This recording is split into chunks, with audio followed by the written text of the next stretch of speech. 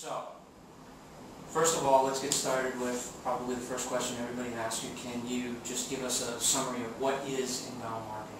Sure.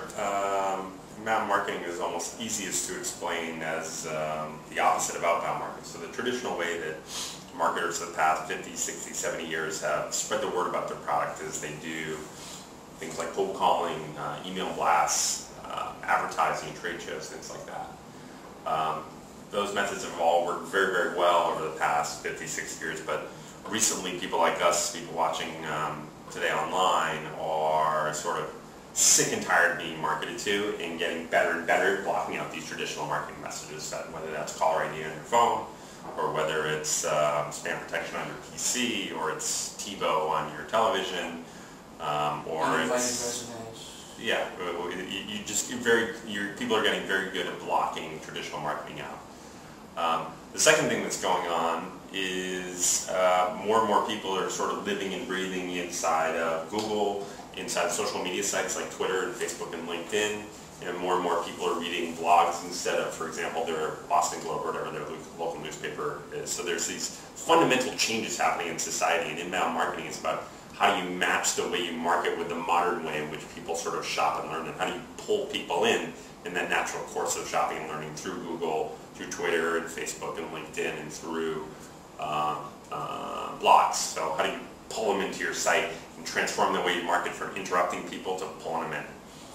So having said that, the final chapter in your book is titled Why Now? Mm-hmm. So you touched on it a little bit in explaining what inbound marketing is, but what are the changes that are happening right now that are making inbound marketing so critical to spreading your message?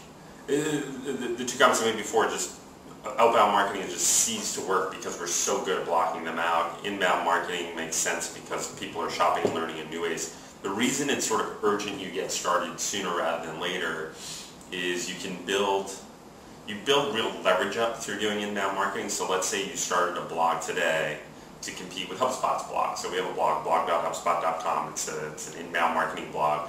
We've been writing on it for 3 years, and we have tens of thousands of links into it. We have tens of thousands of subscribers to it. We have a massive Twitter following, big following on Facebook, big following in LinkedIn. We syndicate all our content through that.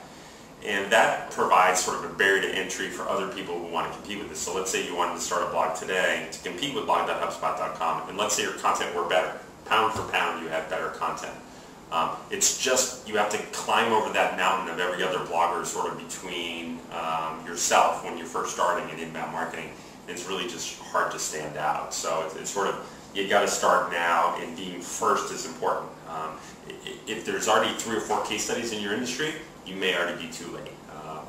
Don't wait for everybody else to pave the way. It's like you're crabs in a bucket, kind of crawling over each other and pulling each other down on the way up. You really create a lot of leverage if you're early in your market space. That's a great image.